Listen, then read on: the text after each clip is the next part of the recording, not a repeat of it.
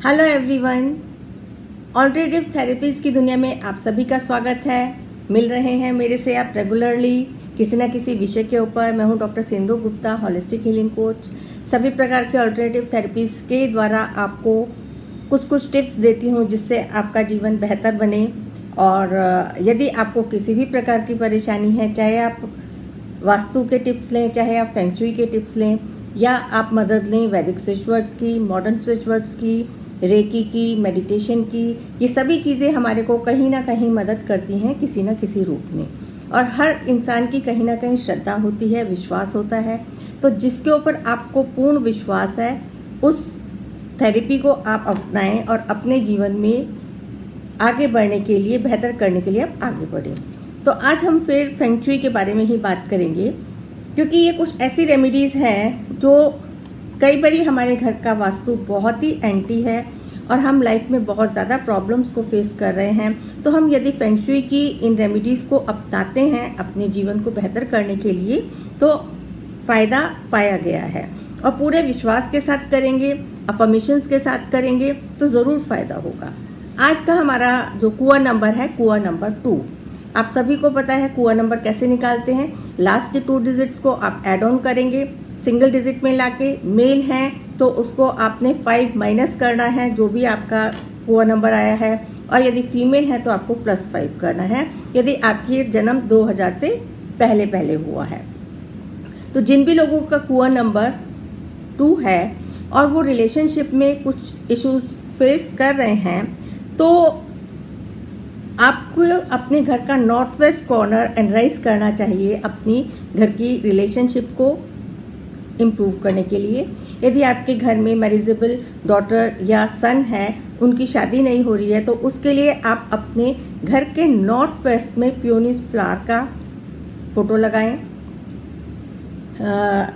Butterfly, उड़ती हुई butterfly, ऐसी बटरफ्लाई आप लगाएं जो फूल के आसपास मंडरा रही हैं। 2 बटरफ्लाईज फूलों के आसपास मंडरा रही हैं, उनकी ऐसी कोई ब्यूटीफुल सी पिक लेके आप अपने घर के नॉर्थ वेस्ट कॉर्नर में लगाएं।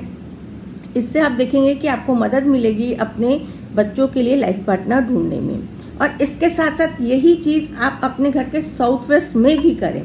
साउथ वेस्ट तो एक्टिवेट करना ही है आपको रिलेशनशिप के लिए, और अपने घर का नॉर्थ वेस्ट कॉर्नर भी एक्टिवेट करें। देखा गया है कि दोनों को जब हम एक्टिवेट कर देते हैं तो बहुत अच्छे रिजल्ट्स आते हैं, क्योंकि साउथ वेस्ट तो ऑलरेडी आपका कॉर्नर है ही रिलेशनशिप का।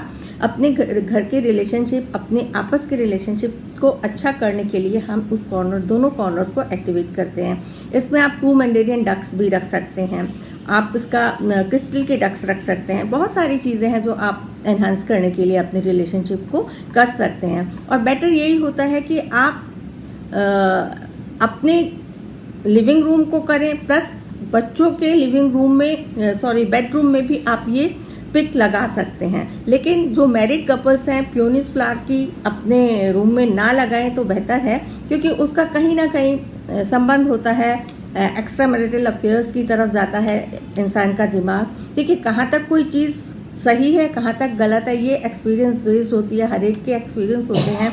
जो फीडबैक हम लोगों को मिलते हैं उसी हिसाब से फाइनल प्रोटोकॉल्स बन के आते हैं। तो आप रख सकते हैं और अपने नॉर्थ वेस्ट को एक्टिवेट कर सकते हैं। ब्रास का सिरेमिक वास रख सकते हैं, और अपनी वॉल को आप मेटेलिक कलर में भी पेंट कर सकते हैं। तो ये है हमारे साउथ वेस्ट कॉर्नर को एक्टिवेट करने के लिए टिप्स कुछ। अब यदि आपकी रिलेशनशिप अच्छी नहीं है तो भी आप इसे एक्टिवेट कर सकते हैं। मैरिजेबल बच्चे हैं, उनके लिए एक्टिवेट करें। आपके लिए जो अवॉइड करने वाली डायरेक्शंस हैं वो है आपकी east, south east, south and north. In positions में आप, यदि आपका घर का फेसिंग है, आप वहाँ बैठ के कुछ काम कर रहे हैं, तो इन पोजीशंस को आप अवॉइड करें। आपको जो रिलेशनशिप के लिए जो है, मैंने बताया आपको नॉर्थ वेस्ट कॉर्नर को एक्टिवेट करना है, तो वहाँ पे बैठ के आप थोड़ा समय अपने कमरे के उस साइड में, लिविंग रूम हो, बेडरूम हो, उधर आप थोड़ा उस फेसिंग टुवर्ड्स दैट साइड आप बैठेंगे या थोड़ा समय वहाँ पे बिताएंगे तो आपको अच्छा लगेगा। इसी प्रकार से यदि आपको कैरियर में ग्रोथ चाहिए, तो कैरियर में ग्रोथ के लिए जो आपके लिए फेवरेबल डायरेक्शन आ रही है वो है आपकी साउथ वेस्ट।